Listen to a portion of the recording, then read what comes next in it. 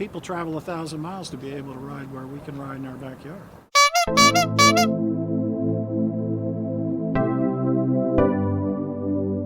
It's the Bowling Green League of Bicyclists, BGLOB, you have to pronounce an acronym, and was formed by a group in Bowling Green almost 30 years ago.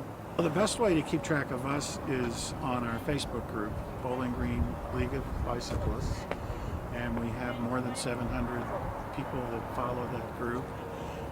And then there's an app called Meetup that you can use for anything from kayaking to Bible study. And we have a Bowling Green League of Bicyclists in Meetup. We have no drop rides. We have no drop rides, and I think that people would find that most of the members of the club are happy to ride with a new person and help them find their way and make sure nothing bad happens. You know, we've been known to have flat tires out there and things like that. And I talk to a lot of people who say, oh, well, geez, I haven't ridden for, since I was a teenager. So you start slow and you learn. And I think part of what I like about the club is that people just embrace riders of all ages and all skills. We try to help promote the sport and maintain a lot of routes out in the counties that people can go ride. There's a system that bicyclists use where you just literally paint on the road so that you can then follow the path. Now, as I guess, Diane, you were talking, it's pretty easy to download that and you can play it back on your phone or on a computer. But you can also just go out and read the road. And we refresh about 500 miles of routes once a year. Well, we all love Cheney's because you can get ice cream when you stop. Cheney's 20, Freeman 20, Freeman 30. Freeman Park, there's two Freeman good routes out of there. They have a shaker tail ride too, don't they? We that's have a 50. 2 rides out of And Shaker. this year Well, I guess we it did a blueberry ride this year, which was a lot of fun. But you're there with yourself. You're not, and we do it. We stay in small groups and clusters with equal abilities. But it's really about you and your bike. Oh. Is I love nature and I love being outside. So when I'm riding, I love to chat with everyone, but we all also kind of split off to ourselves and have quiet time. I love being out in the country in the open. This spring when we were out there watching those wheat fields in Logan County and Simpson County, it was just a way for me to get away from the corporate America that I'm in, from the busy life. It was just for me more emotional and like freeing my mind when I ride. I love it. Very well. I think of it as an individual sport that you do with other people.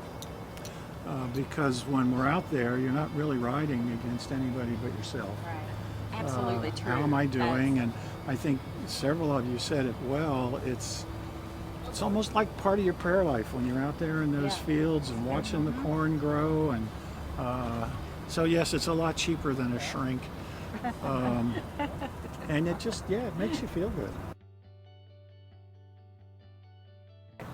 First of all, you make sure that you have your front light and your back light charged up and with you, which I do not today.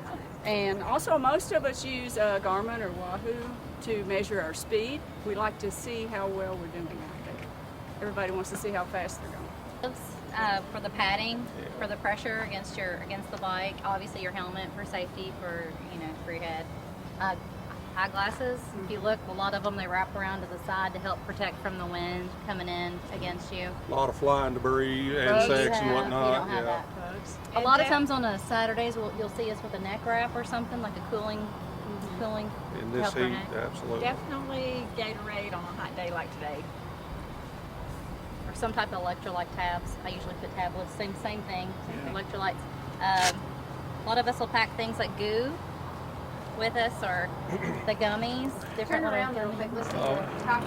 Yeah. There you go. Secret pockets. Pockets are full of good. All kinds of goodies back here. Ibuprofen, magnesium. And why are you wearing shoes like that?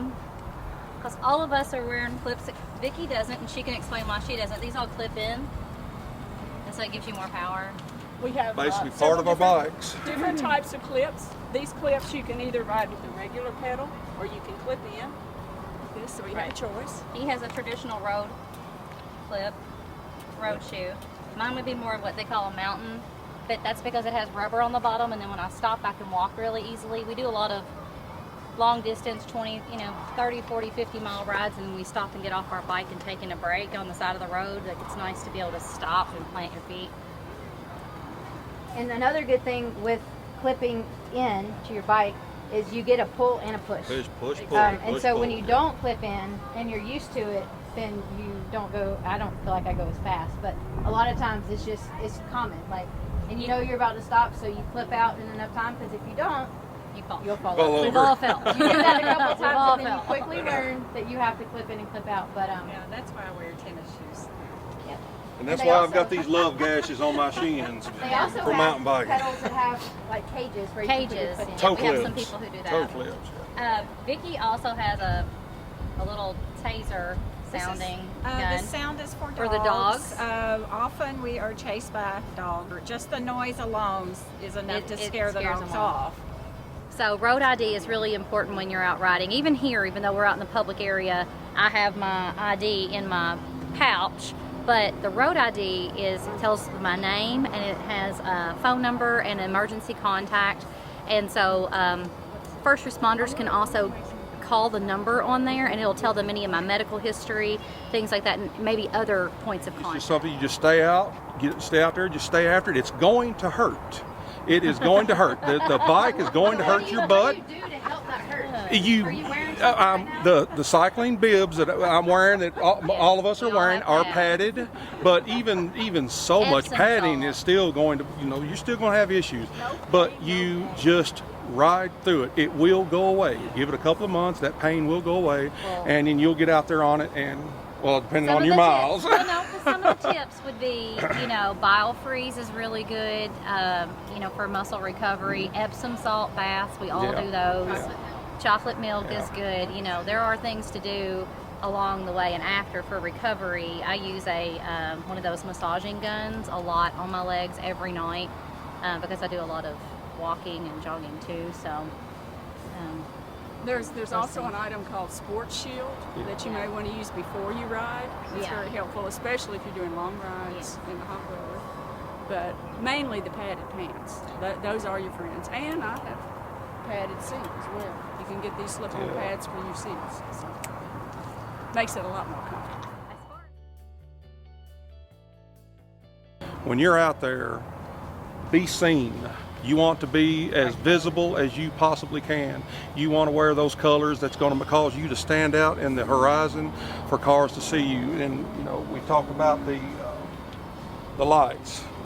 I mean, this is a typical light we have on the back of our bikes, and again, most have them on their fronts. It is about being seen by drivers and people out there. If you are in a road riding situation, you've got to be seen.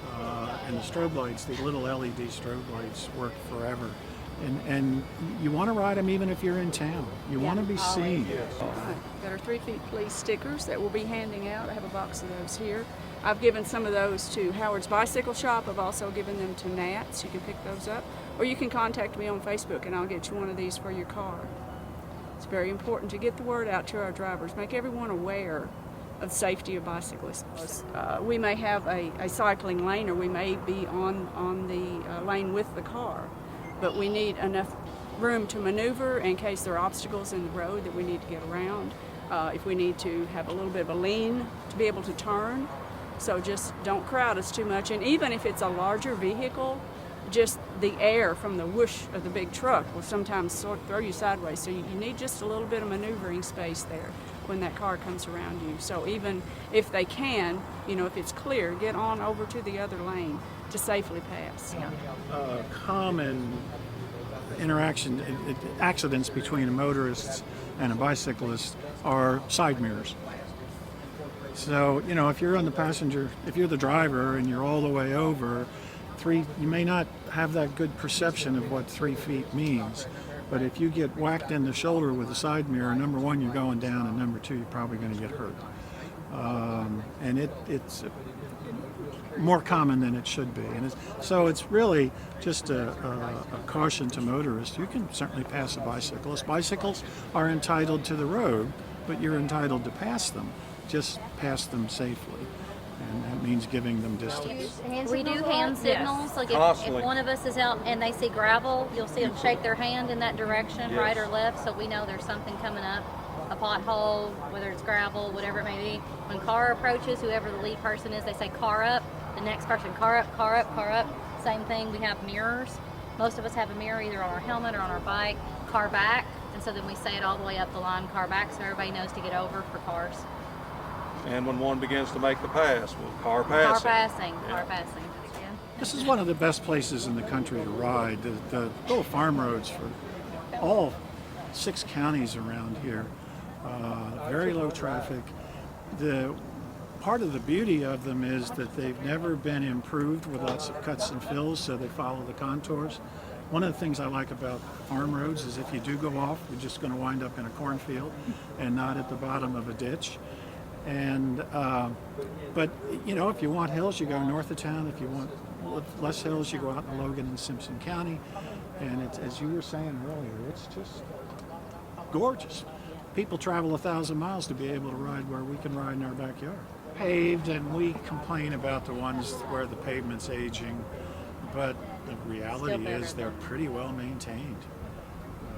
I drive up here from Nashville for this because I used to live here, and I just can't find it down there. I don't want a greenway. I want the open country roads, and it doesn't exist down there. So I still drive up just to hang out with these people and ride because it's so beautiful up here.